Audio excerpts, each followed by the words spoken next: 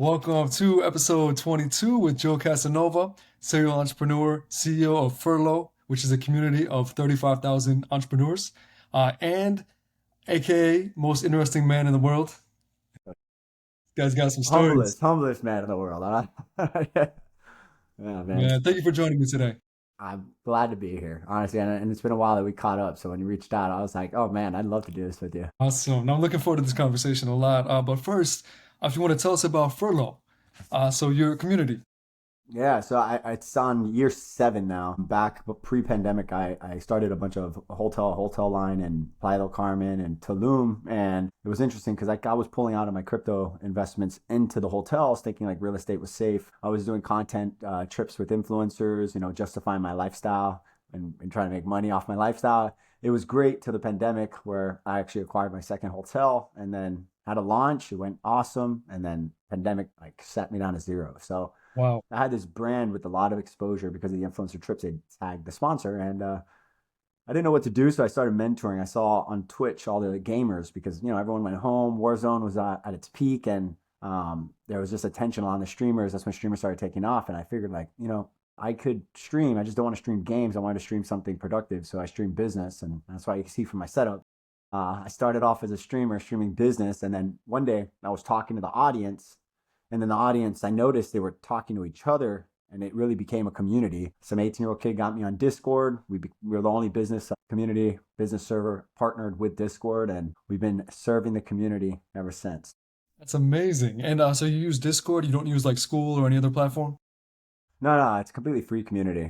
I have this ick when it comes down to paying for a community. It's just like people do this for leisure, and if they pay me, it's become more of a business. So I really wanted to create a space that had very minimal barriers of entry and was just really inclusive to everybody.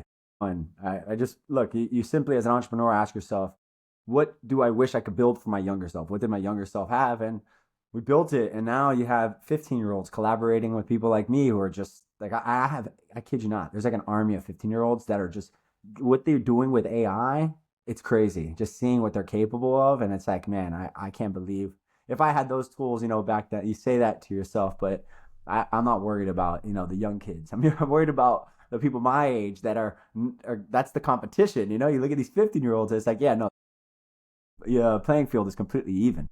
Oh, it's so crazy. I've seen so many young people that are so successful because of online resources.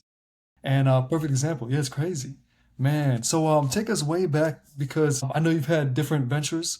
So taking it back, what was your first business? I mean, I started on the internet. I'm trying to think, what was my first business? I guess it was in high school. I started this website before MySpace was the first social media platform, and I was just going to I went to private school in Miami. It was an all boys Catholic private school, and if you're a boy, you aren't gonna you want to make friends with girls. So every guy in that school had a different friend group in a different school. So we'd gather all the addresses and we'd hit all the private school parties. All the Columbus kids, all the Blend kids would team up, and we'd go to one party, and like all right, we're going to the next party. We'd recruit people, go to the next one, and we started stacking. But I would Strategic. go around with a camera.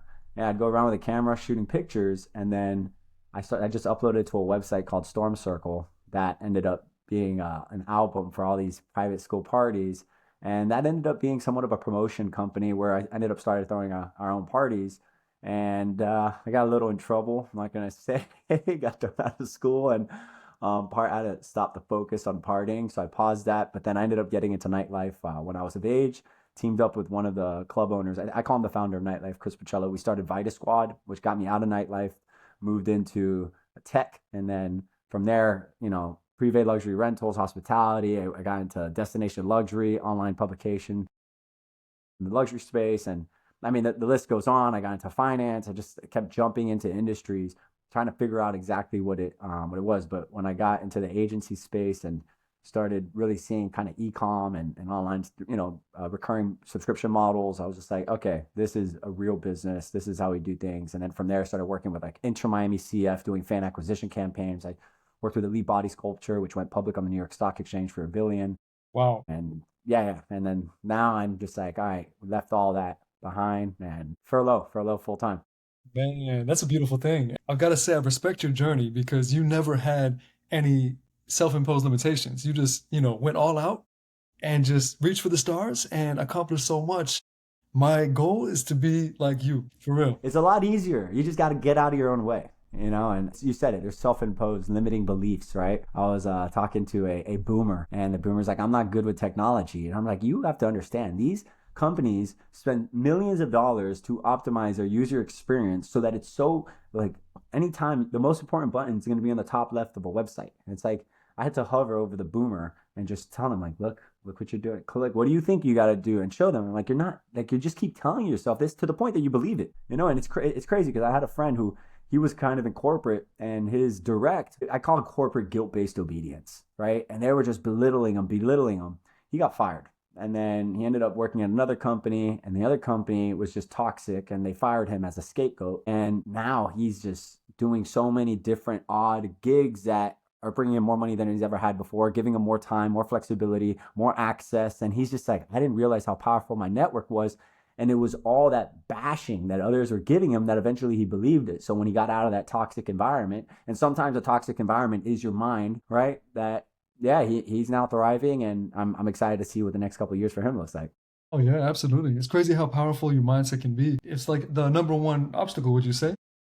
Absolutely. It's like, get out of your own way. It's crazy because, like, you know, you hear the mindset, but mindset's everything. And it's crazy because, like, you have two people, right? They both go into an ice bath. One thing, like, knows the benefits of the ice bath. One doesn't. One gets healthier. The other dies of hypothermia. Man, That's mindset. that is crazy. And there's so much science to it. Yeah, that's Absolutely. fascinating.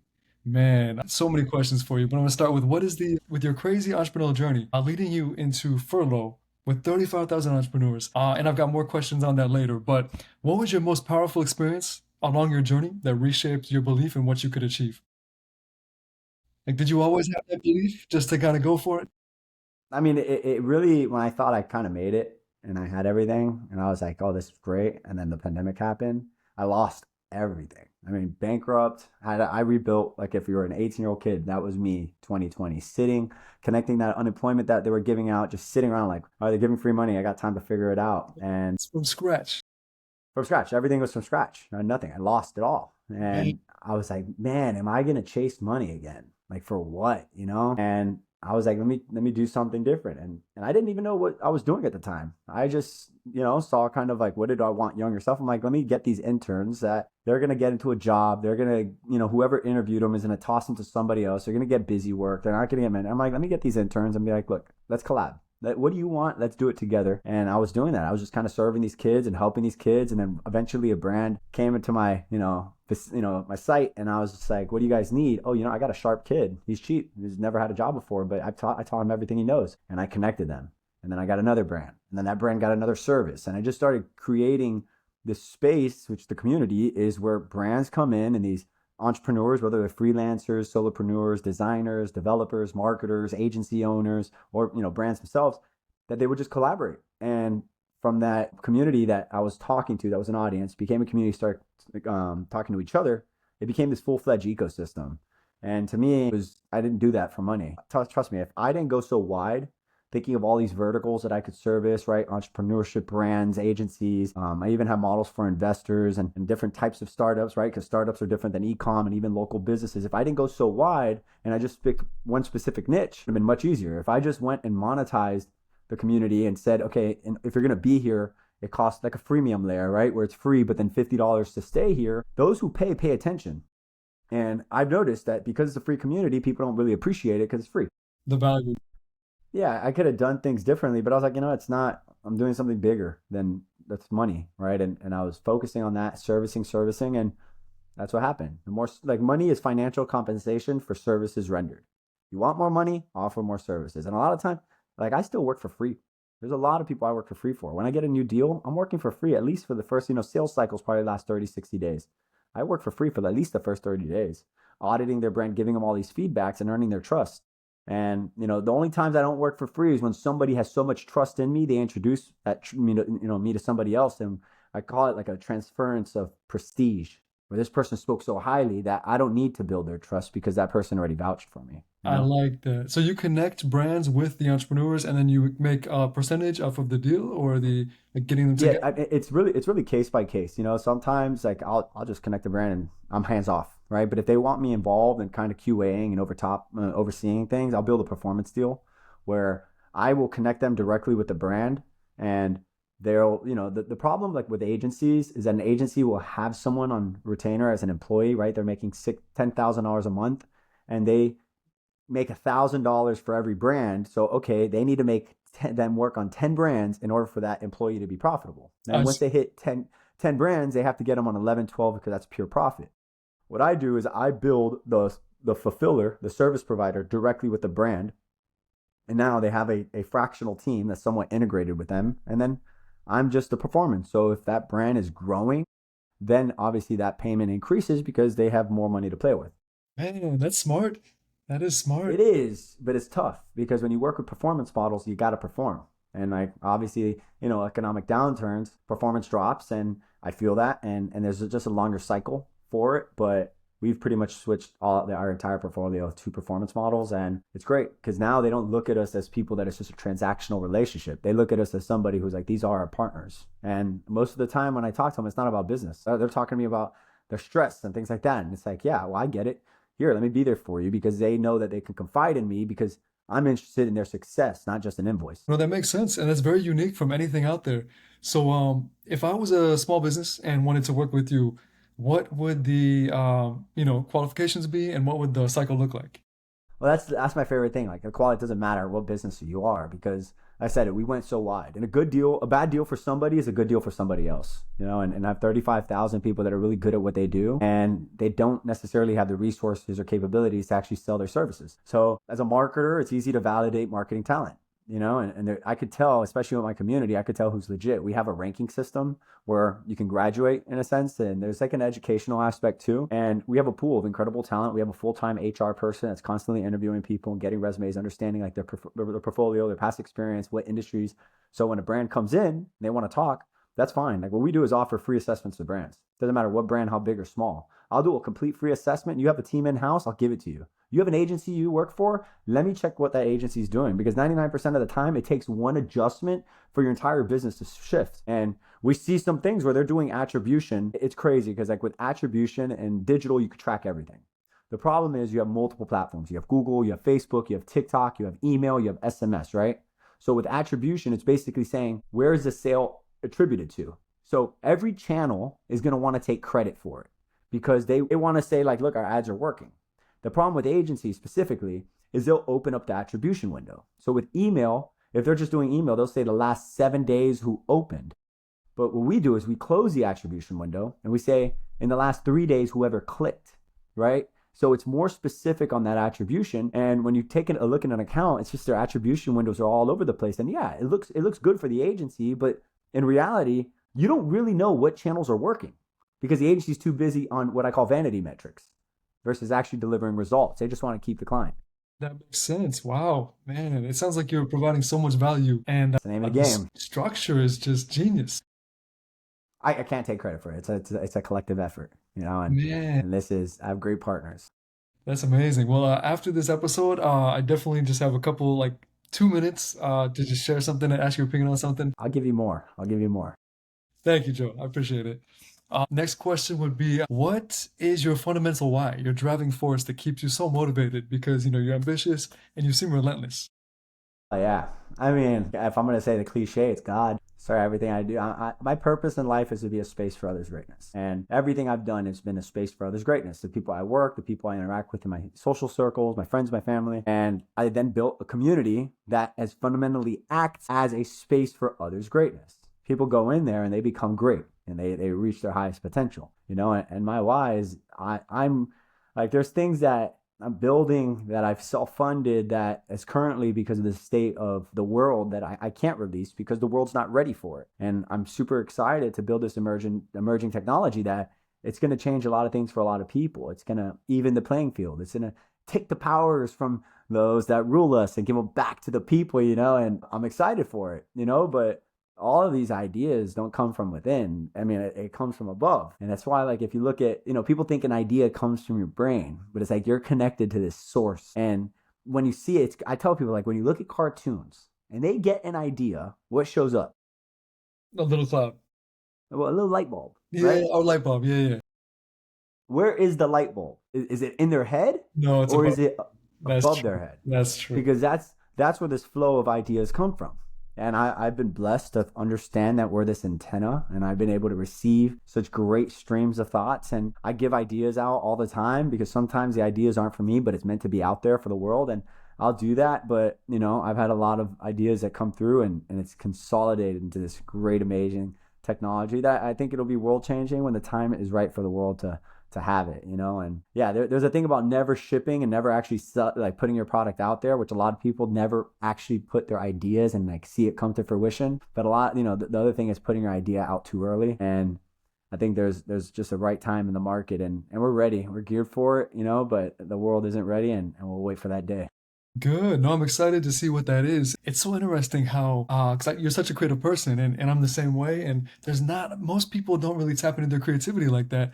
And it's so fascinating because you're right. It's like an idea will literally pop into your head. And then, like, I have so many business ventures filed away. I had to learn how to file them away because it was overwhelming to focus on one at a time.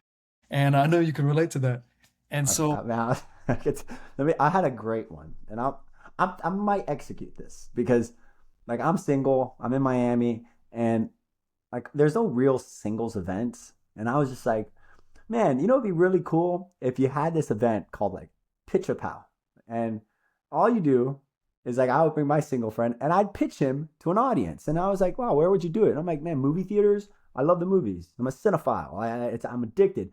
But movie theaters, they need something. Like something to save them. And I'm like, man, why don't, like, during the pandemic, we would rent out movie theaters and we just get all our friends in there. And we'd put like whatever the game or something on the screen, and we just have fun. And we had they gave us an HDMI cable, and we just watch in the movie theater. And I was like, it was like $300 to rent out a movie theater.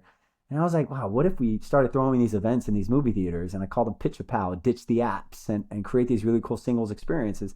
That's tabled because, I do believe in order to do, especially event-based companies, like the first one's got to be free. My friends, they run this company called Coffee and Chill. It started in Venice with them just inviting people over to do ice baths and giving them coffee. And then people were like, when's the next one? When's the next one? And they started charging for it. And I think, like, especially with great ideas, and you got to kind of get the, validation in the market and build that community. And I think the world is leaning more towards communities. If you could find like a really niche thing that's really cool, combine two things, put it together. And I'm sure, in my case, it's like pitching your friend and a movie theater. My other friend's Coffee and Chill, ice baths. I think if you combine two things, really create a unique experience, that's what people are looking for. And they're looking for connection more than ever. And COVID accelerated that when they forced everybody home. absolutely. No, I love that idea. I actually have one of my ventures I have to tell you about after, but it's called Modern Courting because the bar is set so low with the dating world. So it's like new standards, new guidelines, and also with an app, and also all these other differentiating characteristics. And it could tie in with what you're offering. It's like a new Looking for standard. sponsors. Looking for sponsors. My God. Yeah, that's amazing because it would the people that aren't willing to go through, like, read the book and like do the steps, it would filter them out. So the people in the community would all be like good people that aren't disrespectful, don't say crazy shit to, crazy things to the people in the community and then a rating system, just general. So I'll give you more details later, but so they won't do anything crazy, like keeps everyone in check on their best behavior, kind of brings back, but I'll tell you later. I But love it, man. man, Keep it moving. oh man, maybe we'll find a way to help each other out.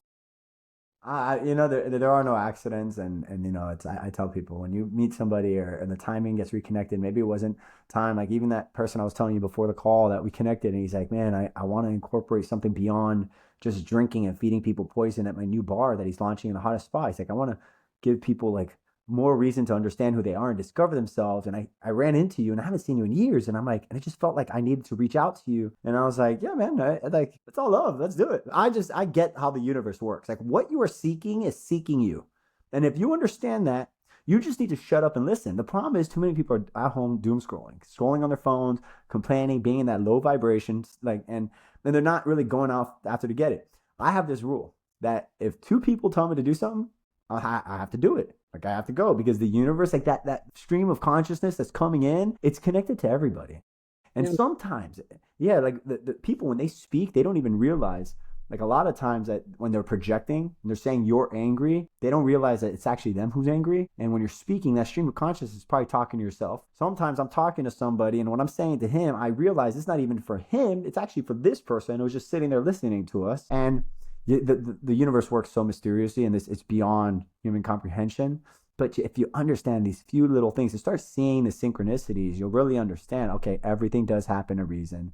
The world is not working, against you. It's working for you, and it's working through you because you are the creator of this, your experience. And like in an infinite fractal universe, like right, the universe is ever expanding in every direction. If it's infinity this way, if it's infinity this way, infinity that way, and infinity this way, it means you are the center of the universe. And people think they're not important. Crazy.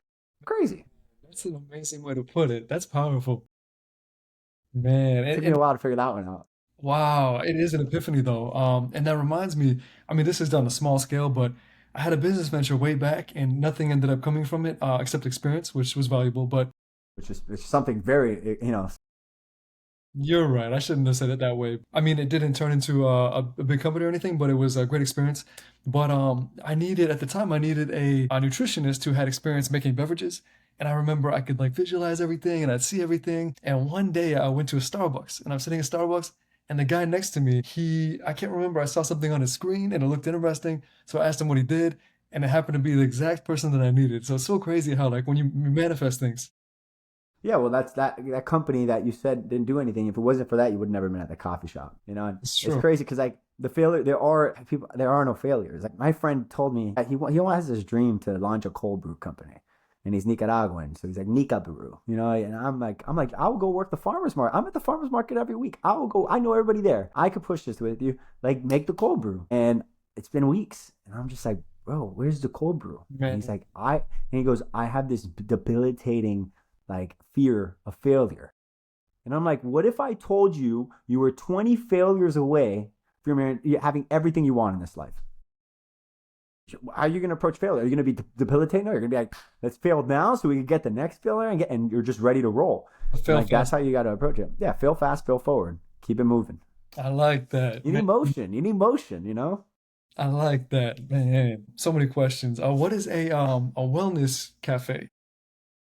Yeah, my buddy's spot. Shout out to Serenity. Evan Kluger's done a great job. It's a kava wellness bar with kava kratom and just botanicals, nootropics, and it's crazy. I'm there. I hang out there.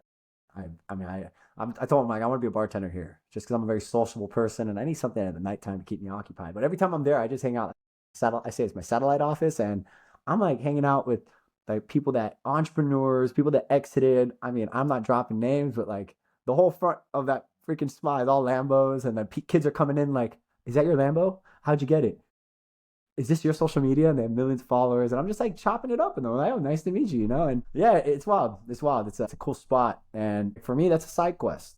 I love my side quest. Sometimes I love the side like I love video games. I was a gamer growing up, and the games that really got me, I didn't just do the main objective. I did all the side quests. I completed 100% of the game, and I can focus 100% on my life and be like, this is the goal, this is my purpose, and then die happy, whatever, and like I accomplished my purpose here in this world. But it's like, dude, they put the creator of the game put so much time into all these other things. Like, don't just stay in that one lane. Like, I know it's like stay in your lane. You got it, but explore, expand, and you'll see. Like, you have to understand. Like, with your intelligence, right? If this is the base of your intelligence, it goes high like a pyramid.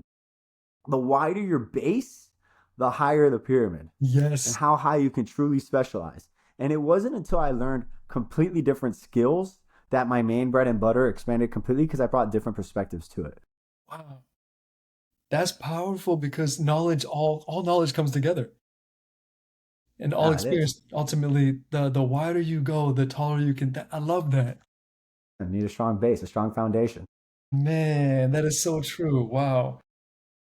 So many questions. I was gonna ask you, man, I'll come back to that. I love the idea of the wellness bar, and that's cool. You're gonna be a bartender there to connect with people, and you're gonna be the most interesting bartender ever. I just can't wait because people do use that to work remote, and like I'm a hype man. I'll go in, I'll be like, hey, here's your drink. What are you gonna do for this session? You have something specific, a task you want? Okay, don't worry, I'm gonna hold you accountable. You're not leaving here till you do that.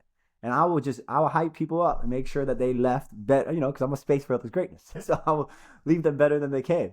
So That's I'm just super excited for it. And, I'm the type that, like, I could be in your house and you'll feel like I'm hosting you, like, you need water? I'm gonna get a water. You need water? And you're like, what are you doing, man? that's Someone's like, where's the awesome. bathroom? I'm like, oh, it's over there. I just came, and like, I do like being a host and allowing people, my pleasures in life come from other people. To give is to receive. I've switched that mindset a long time ago. It's never for me, it's for others. And that's what brings me joy. And by doing that for others, I mean, it brings, you see, it brings a smile on my face. Yeah, no, I could feel the passion through the camera, and it's such a beautiful mindset because if everybody was like that, the world would be like a perfect place. Oh, and it's happening. It's happening. Now, I'm not going to get too much on the spiritual stuff. I mean, we can go that route, but you know, in astrology, whether you believe it or not, it's all real. Real. It's all in the stars, Oh and we're yeah, in this. Yeah, we're in this age of Pisces, and we're shifting from this age of Pisces to this age of Aquarius. And the sign of Pisces is two fish kind of going at each other, right? And it's the conflict between, like, the duality of life, whether it's men or woman, good or bad. And now that what we're gonna see, and this is, there's something brewing in the world. I can't wait, because, like, there's people who are meant to dismantle the old world, and there's people who are meant to build a new world. And I believe I'm part of the second half. And when you look at the age of Aquarius, it's no longer, conflict between two. It's a flow where they're actually moving and harmoniously. And yeah, great days are coming. And, like, just whoever's going through tough times, just, like, stick the path. Trust. Brighter days are ahead. And this isn't some mumbo jumbo. This is, like, pure truth. And I know, and whoever's listening to it, I know they feel it deep down, because, yeah, like, that's the beauty about truth. There's no dissonance when you hear it. that's so true. And there is a different energy than there was 15 years ago. It does feel like there's more people getting spiritual, awakened, and everything. That's the global awakening. That's the mass awakening. Where And people, I tell people, I'm like, what did you think that looks like? It looks like waking up to this matrix, the system that has meant to push you down, to make everything expensive. You can't own anything. You work for a job, and then you play for your weekends to go back and work this, like, purposeless life. And the veil is being lifted, and people are seeing. And now people are actually taking their life into their own hands. And, a lot of people haven't figured it out, but the opportunity's going to come. Just stay the path. true. That's great advice. I was going to ask you, have you heard of the app Telepathy? Teledipity? No, did I I'm learn gonna send it something? to you. So it's based on numerology, astrology, and is logged in, created a profile, and it was the most accurate, like, overview of who I was fundamentally that I've ever seen. And oh, no worries. Oh, you're I good. don't do not disturb, but I have all my devices synced. That's funny, all the different rings. But yeah, it's the coolest app because it, like, takes everything into consideration, and it tells you, like, a fundamental, like, your almost your purpose for being here on Earth, and it's so accurate. And What's your purpose?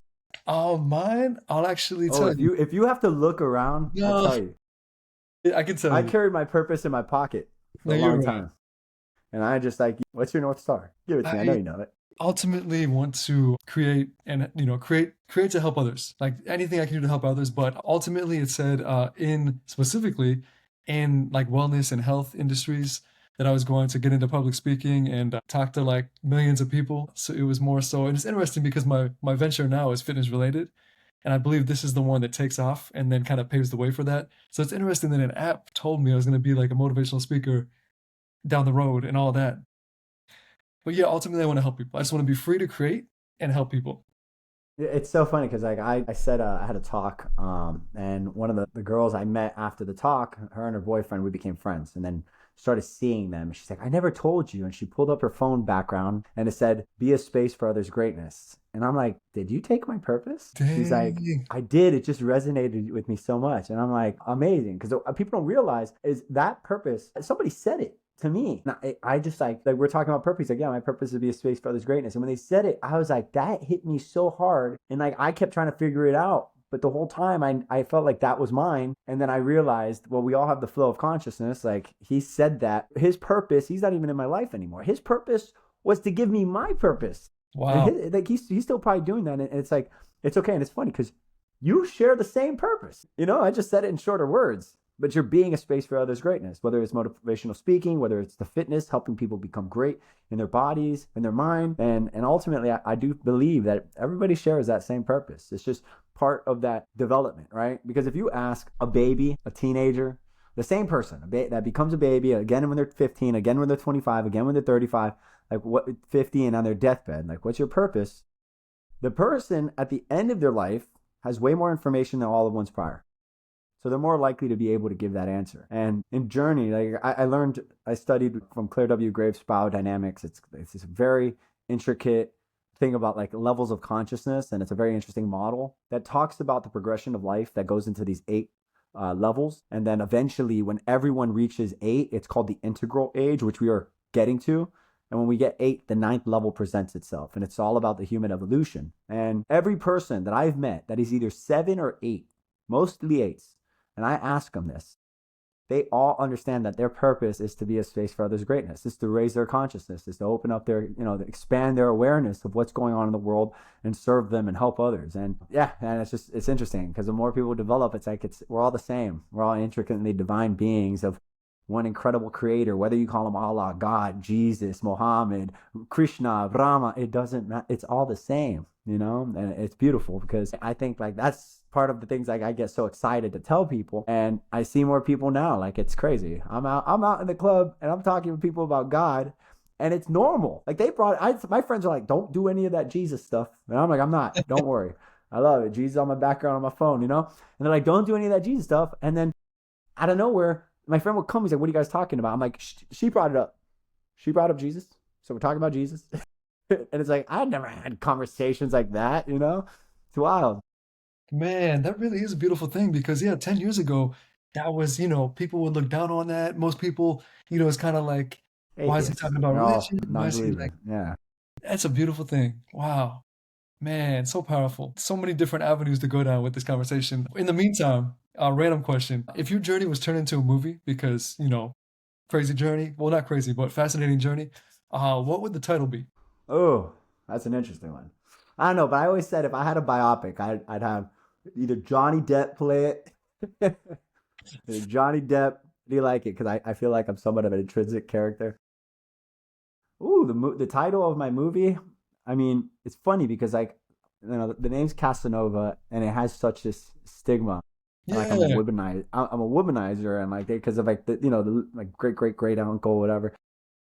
Yeah, I'm trying to rebrand that because like as a Casanova, I'm a freaking lover. Are you I love related? everybody. You're actually related to? Yeah, we all part of the descendants, of course, of course. No way. What? Really? Yeah, but I'm not a fan of him. I've read his story. I don't like him. If he was What? here today, I'd be coaching him. Like, what's wrong with you? Like you're doing this, you're doing this. It's all a bunch of nonsense. And I don't think what his contribution to the world is going to even come to a fraction of what mine and my siblings are contributing to the world. But that's part of the evolution, and that's part of the next generations. The whole purpose is the next generation does better than the one that precedes it. True. And yeah, and I'll say Casanova because like I am a lover. I love everybody. I love myself. I gotta say, self-love is the most important love. You never trust the naked man who offers you clothes. All right? If you don't love yourself, how are you gonna love someone else? And That's like that's a funny. problem I see with a lot of people, especially that date. Like they can't be alone. They hate themselves. Yes. So they need somebody to fill that void. And it's just like, it was times in solitude. Those were the toughest times. But anyone that's gone through like very spiritual awakening, very spiritual people that I know had a path of darkness. And the beauty about darkness is like you don't need much light. A single candle can illuminate an entire room. Interesting. And like that's the power of what we are. And yeah, so I'll say Casanova because love is the greatest strength I got. Man, I like that because it's like a different type of love than the family history. Like it's more of a altruistic. I love that. And that's so cool that you're related to, like I read about Casanova. What was his first name? Gianluca. Yeah, I read about him and like the legacy and like he was a character. I'm not going into that one. Like my Yeah, reputation sounded good. I don't want to affiliate. that's funny. No, that's cool though. That's really cool. Man, well, getting into the mindset and personal growth section, do you have any morning rituals or mental exercises that set you up for success? Yeah, I mean it's like, it's all seasonal. Right? Just to let you guys know, or sometimes I go consistently for 40, 50, 60 days. Sometimes I don't for a couple days. I always work out in the morning, but before that, I hit a meditation. Because if I could conquer my mind, I could conquer anything. It's the hardest part of my day. And I start and end that with a meditation.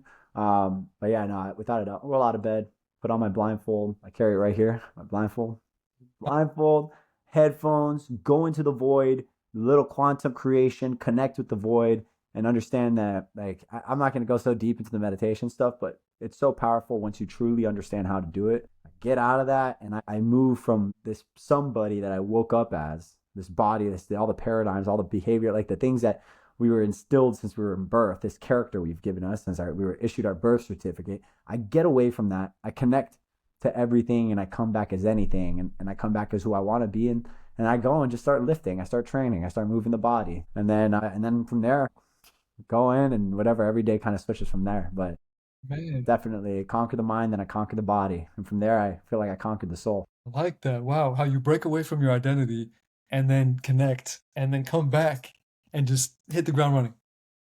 Man, Man, I amen. like that. If you could, this is a deep question as well. If you could Let's go go back deep. and give yourself, your younger self, maybe like 10 years ago, 15 years ago, one piece of advice, what would it be? Buy Bitcoin. Ah, man, yes, yeah, I wish I did, seriously. I did. My biggest issue, and like I right before the election, I pulled out my 401k, I pulled out every single investment opportunity, I bought Bitcoin because like and my biggest mistake in life was always selling. It was dumb. And I'm a Bitcoin maximalist now. I'll never sell, ever sell. Like right now, my partners are like, "Oh, you should sell this," and I'm like, "Don't tell me, I don't have that money. I'm broke. Smart to not consider Like it. that's nothing." Like I want to start new ventures, and I'm like asking investors, like, "Why don't you fund it?" And I'm like, "Cause I'm broke." They go, "You got crypto?" I'm like, That's not touching that, bud. All right, my job is to acquire more because Wow. that's gonna retire my bloodline, you know. And yeah, I mean, and besides that, like I went through mental health stuff. Like there was dark times in my past, and like the reality is that like I wish I wasn't so stubborn. I wish I wasn't like a lot. I still like there's people I still care about that aren't in my life, and like I miss them. I wish they were still part of my life, and like and I reached out a couple times and they don't answer. And it's like, all right, Man, I try to connect, and I've done things where I've connected them with people that they're friends with now, and because like I'm like, yeah, just because we're not friends doesn't mean you can. I think there's still promising things, and like people that done me wrong, and like I miss my friends, and it's because like I guess I was stubborn, and I'll accept it because like I think as an adult, like the biggest thing is take 100% responsibility of your life. And like there was a time where I was just blaming. And when you blame, you don't have control of your life, right? Like an event happens. You can't change the event.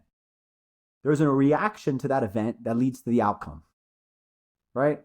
So when an event happens, the only thing you control is your reaction that leads to the outcome. My reaction is a big part of what happens. So I have to understand that if I had no reaction and the event happened, I'm like, okay, maybe I could blame the universe. Maybe God's trying to teach me a lesson or something. But, I had a part in it just like anyone else. And I could have done something better to end up leading to an outcome that was promising for all parties. But, that I think I look back because like for me, it's all about people. It's all about friends. And as you grow old, your circle starts getting smaller. And, I got really the people I do have, I'll go to war with them. I'll take a bullet for any of my friends. And I just wish it was a little bit bigger with a couple more people that that aren't in my circle anymore. But whatever, that's life. And I have this foolish like belief that they're coming back at some point. Some point they're gonna be like, oh my god, I missed you. I'm sorry, I'm an idiot. I'm like, we're good. Let's be friends again. But whatever, it happens. We live and keep going. yeah, and I mean, it's possible not to, give you, I don't know them personally, but I'm sure that there's a point where anybody can turn around or have like an epiphany and, realize their wrongdoings or become accountable. I know it's rare, but it's possible. I'm excited because like my spiritual awakening. I'll be honest. I'm gonna keep it a short story. My spiritual awakening was intense, and a lot of people that go through the spiritual awakening they disassociate from being man and they become very spiritual. And when I did that, it pushed a lot of people away. Okay. And now I've kind of found this balance where I'm like me and this divine being, and it's like a blend.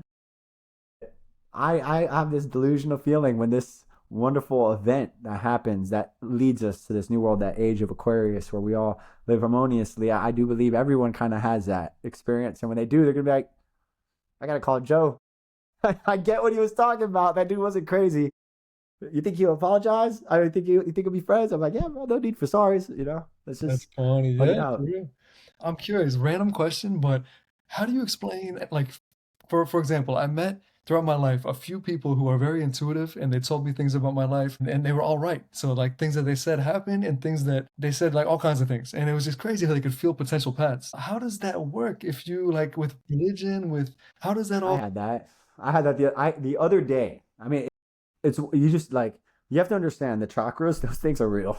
And I say yeah. chakras, and people are like the things I see at gas stations. You know, like Doctor Strange stuff. I'm like, it is the most powerful thing. If I could study anything, and only one thing in this world, I will study chakras because it's beyond like human understanding, and there's so much levels to it. And I'm still discovering new things every day. But the chakras are these energy centers in your body, and those become this antenna. And when your antennas align and your mind is open, you receive this information from this collective field. The Uh, 0 point field is collective consciousness. So I was sitting with two executives, right? One was from a big email service provider. Another one was big, like project management company. Both of these companies, like I'm talking both these companies are like $100 million companies. I'm talking with the founders, hanging out, and you know, I have a big community, so like you know, they want to make friends, all this stuff. And I'm talking to them, and they're like, yeah, man, we have a game changing feature that's like that's going to roll out in 6 months. I can't talk about it. And for like the ESP, the email software, and I'm like, autonomous AI agents that replace your email marketers. And he looks at me, he's like, how'd you know that? Like, it kind of like, how'd you? And I was just like, I don't know. It's the first thing that came to mind. Like, I'm tapped into the field, so it just fed me the information, that's you crazy. know? And the exact same thing happened with the project management. I was just like, are you doing generative task? Where you're using all the data and you're just going to be like auditing my project management software? And he's like, what? How'd you? And it's because how many times have you thought of an idea and then you spent the next hour thinking of a million ideas to go against the first idea, only to go back to the first idea? And it's happened to everybody. And it's your intuition. Like you're a freaking antenna, you receive this, but your ego is like, nah, it can't be that easy. He starts yapping, starts thinking of other ways to like try and circumvent your original thought because you know the ego. It's like you gotta silence the mind and shut up and just receive. And like I tell people all the time, the most productive thing you could do most times is just absolutely nothing. Just sit, observe your thoughts. And eventually, you won't have any thoughts. It's just pure silence. And at that point, when you speak, you start channeling. Like when I speak, I don't know what I'm going to say, by the way. My mind is clear. I'm not rehearsing anything. And it's going from here to here. And sometimes I say some things where I'm like, that was dope. That was profound. I can't believe where that come from. I don't even know where it came from. I surprise myself sometimes. And we're just so powerful. So powerful, it's crazy. And like a lot of people don't understand their divine gifts. And you know, another thing I'll tell you, stop drinking fluoride water. Big thing. Yeah. Does it really Big thing. calcify like the pineal gland? Yeah, but people don't realize is that the pineal gland is a magnet. If you scan your entire body and you looked at the concentrate, like it's all 99% of the fluoride is concentrated around your pineal gland. Yeah. And this is another conversation I'll have on a side story, but like I did find something that was it's a fluoride inhibitor. And what's crazy when and you do this experience, it actually makes the pineal gland kind of release this fluoride, and immediately you just like have a sense of just connection with everything, and you Really? start picking up on these powerful stuff. And like this is another side quest which I think maybe it might be my purpose, but we're working on the patent of it so that we can start a pharmaceutical company to actually start clinical trials in Mexico City. I'm super excited about that. Amazing. Super early. I'm working with a neurosurgeon that he's ready, and you know, and I have investors that are already backing it. I just, you know, yeah, it's just the chemist is he's worried. He's worried because the government tries so hard to freaking calcify our pineal gland. He's like, I figured out how to decalcify it. You know, it's like, Yeah, I so he's understand. a little concerned. Oh, for sure. Man, I'm curious, what can, if you don't want to tell me now, you can always tell me after, but I'm curious what, to take for myself to do that. That would be an off-camera conversation, Okay. but when the patents are locked in, it'll be public, and I don't really care if it's public. You know, if we have the patent, that's fine, Okay. because to me, then the world knows, and it just helps accelerate everything. And you know, what we do on the medicinal side, obviously, for me, it's like there aren't people that are going to spend 7 days meditating in in an ashram, True. right? But if I can give this to like the boomers that are just sitting watching CNN, and they kind of wake up like, whoa, my intuition is saying everything is wrong here. It's a completely different experience. So yeah, that, like I said, side quest. We'll talk about it off script. Man, okay, no, I respect that completely. Getting into the fitness, sustainable health section, and then, of course, wherever the conversation flows, because there's more Hey, interesting things that you have to say. But biggest gym pet peeve when you're working out, do you work out at home or you go to a conventional gym? nah, I definitely go to a gym. Oh, okay. Any pet peeves? Like if somebody leaves weights on a machine and just walks away, or like doesn't wipe a machine down after they sweated all over it?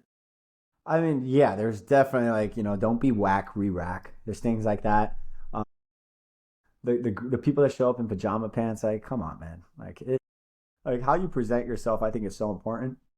And, I was talking to my friend who, a old business partner started an incredible gym franchise where you're like $300 a month.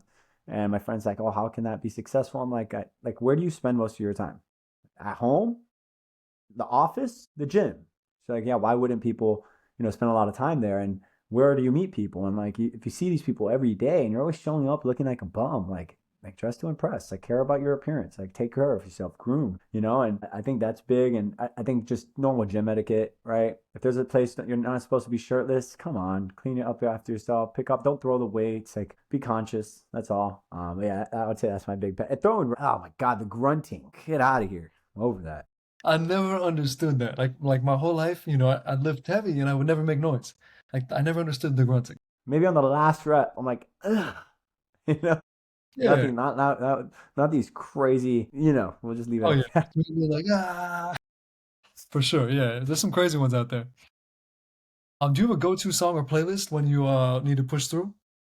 Like You what do you wouldn't listen even, it's so funny because like, I was listening to Lil Baby for a while because there are times I do like to turn up, but man, people, you wouldn't even, I tell people this, they don't believe it when I tell them this. And I'll straight up, like, I'll be like, you want to know what I'm listening to? And I'll take my headphones, I'll put it on, and it's solfeggio music. And just for reference, like it's literally my last song was here. This is what I was listening to in the gym. to?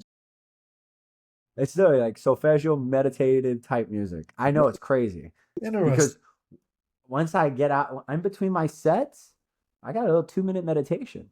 Like I'm working my mind and my body. I'm Wow. going there and I'm like, all right, cool, boom, boom, and I get in. I just zone and I center because like I'm truly working on myself. And like the problem with lyrics is like that is like I love hip hop music, like some gangster stuff. I get lit off that, but it's feeding into your subconscious. It's like it's your programming, And like I know it's propaganda, whatever. I'm like, no, you listen to it enough, you're gonna start being a gangbanger. Like that's just how it is. I like the high vibrational stuff, and that stuff like when it gets me turned, I'm just like, I when I go hit a PR, I'm like, I hit some little baby real quick. Shout out my label, that's me. But no, I actually do listen to some meditation tracks every now and then. If I catch a good album, I'll run an album. I rarely do listen to podcasts. Like if I'm gonna have an extended workout, I'll run a pod or something. I'm usually in the gym for an hour, but if I'm gonna chill, I'm not in a rush. My day's kind of open. Like on Saturdays, I'll run like a 2 hour pod and take my time. Wow. Okay. I mean, that's smart though. You get to work your mind and your body, like you're saying.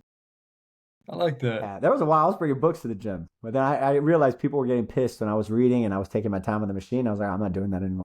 That's funny. Reading like a chapter in between sets, a couple Yeah, I pages. would do the audiobook sometimes too, but the problem is when I'm in the working out, miss a part and I'm like, oh, I got to go back. So like it's just and then switching and pausing and all that. I don't like that. So I like the meditation stuff. It works for me. I'm probably like the 0.0001% of people that do that, but whatever.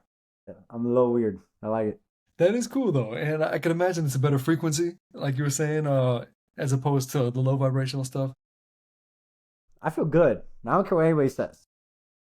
I've mastered my feelings and my mind, and it's just sometimes like I sit and I'm just like, I don't do Adderall, I don't do Ritalin, but I abused that shit for ages.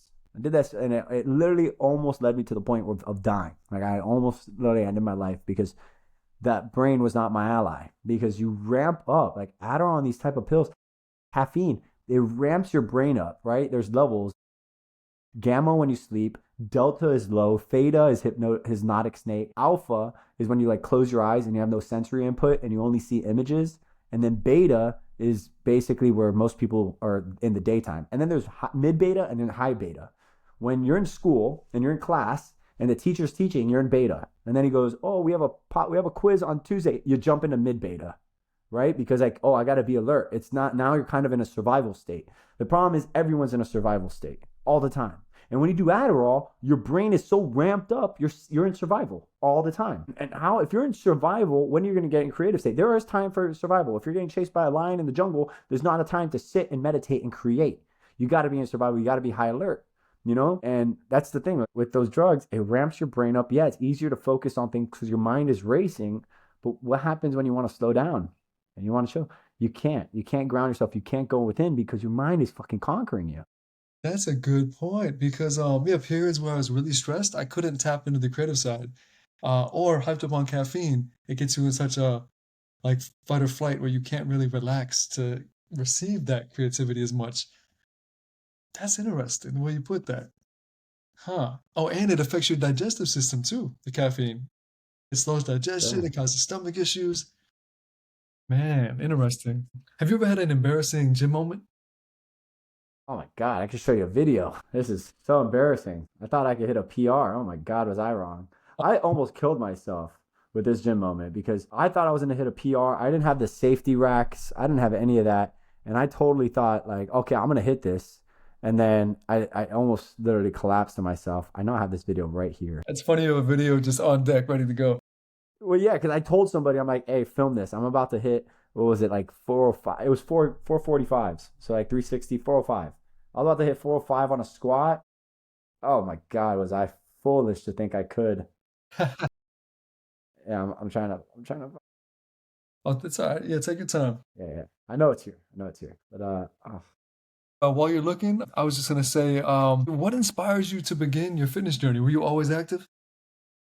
yeah, I was always active, I was always, it's like I felt small. And then when I got big, it was kind of vanity. And it was interesting because at this moment, when I did look at, myself after hitting all my goals, because even though this video, I didn't, I didn't hit the goal in this video, that's for sure. But afterwards, I did end up hitting it. Then I hit the 1,000 pound club where I did 1,000 pounds between bench, deadlift, and squat. And Nice. yeah, but I ended up giving up after that. I literally took a big break off of. So sad. I don't think I don't want to keep looking. I feel like I spent way too much time looking for this video. Oh, I mean, it's But all good. If you want to look a little longer, that's fine. But otherwise, no worries. It does sound funny. But it's basically me doing a squat, thinking I'm gonna go down, and I just kept going down.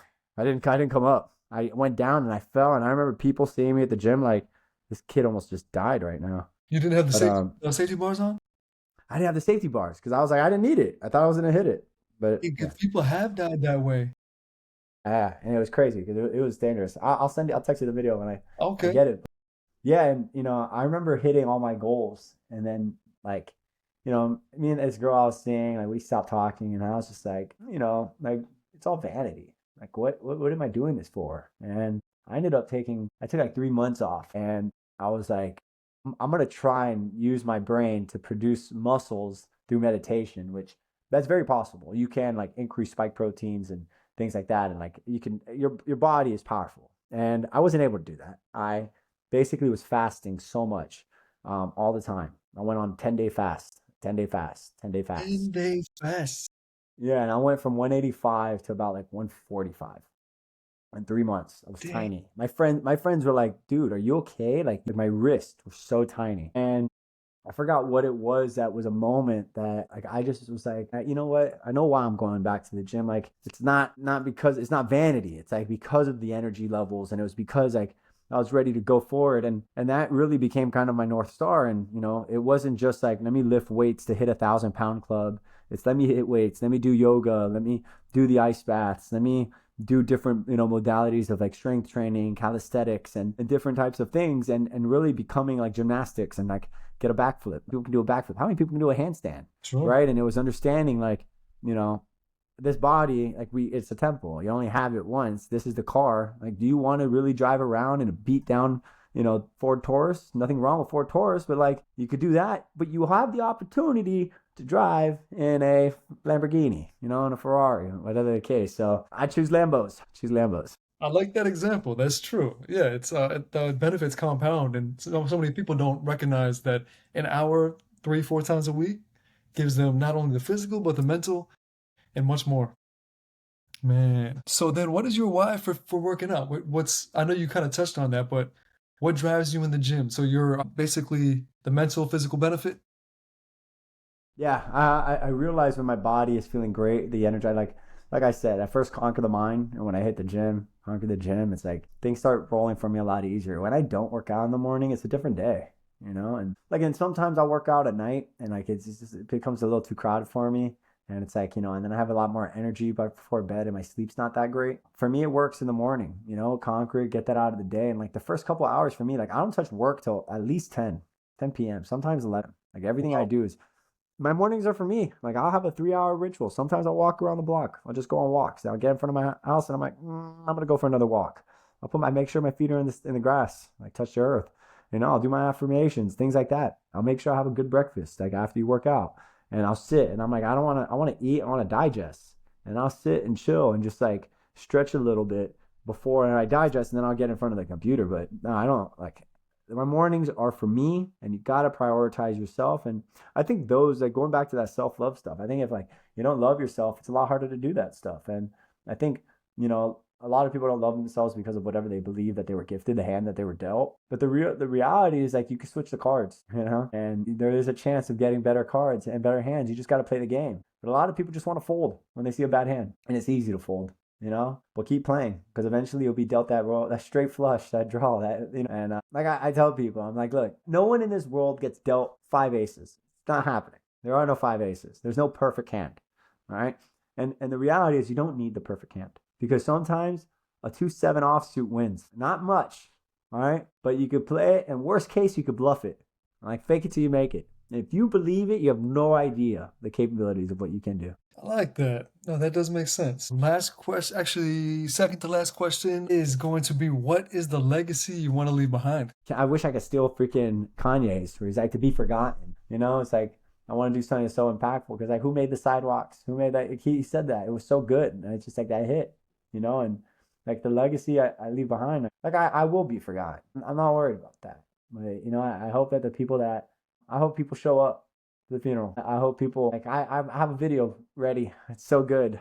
I'm like this video, because I don't know, I like a part of me, whether it's like doom or something, I do feel like this life I have a purpose, and like it might end soon after I complete it, and that is gonna cause so much attention to what we did, that's gonna really just like take off and create a bigger ecosystem that like helps people thrive. I don't want that to happen, but I will embrace it, and when it happens, it'll be with a smile on my face. I'm not gonna be scared of it, because I know what comes after. And yeah, I mean, like I hope that the things that we did here, that it sets everyone else up. It doesn't need to have my name on it, and I don't care. It's none of that. I don't need the notoriety. I don't need the plaques. I don't need the statues. I don't need any of that. As long as the people that I love continue feeling love and actually feel happiness in their lives and joy, my mission is complete. Man, that's an amazing answer. That's an amazing answer. Wow. Well, last question is, where can people find you? Where do you want people Yeah, to well, social media? Yeah, well, they could. Joe Casanova. Type it in, you'll find it. The only one that I know of, but Joe Casanova on social media, most channels. You can type it in, you'll find me. DM me. I tell people I'm pretty easy to find, pretty easy to reach. It's crazy. People think that, like people are hard to get a hold of. Right? Like my DMs, how easy it is to reach people, especially if like, hey, I saw you on this podcast. I love what you said. Boom. It's not like, don't text me, yo, what up? Like I ignore those. Like it's like, come on. But if you really put thought into your message, I'm going to respond. And I know That's a lot of nice. people like that. So my community is discord.gg/furlough, FURLOUGH. I'm there pretty actively. There's a lot of people like me in there. I'm kind of I say I'm like Nick Fury. As much as people want to, like my friends call me Iron Man, I'm like, no, I'm Nick Fury. I'm assembling Iron Mans. And I'm only human, but I found that there's great people with great powers around me. So I'm assembling just, an assortment of just awesome people that complement each other to save the world. I'm a big Avengers fan. Yeah, Joe Casanova on Instagram is probably the easiest one. Joe Casanova, 2 A's. I might be shadow banned. I don't know. I've been posting a lot of stuff that people, I guess the higher forces don't want us to for Man. people to know, so they shadow ban me. But if you type my name, Joe, Joe Casanova, Casanova, it should pop. Awesome. Well, I appreciate it, Joe. That concludes episode number 22. Here we go. Yeah, it's heavyweight. I mean, that's a lot of weight. What was that, like Like 450 or something? 405. Oh, Yeah, I mean, dang. that was bad. Man, yeah, that could have been bad. Could have been bad. Could have been bad. But Dang.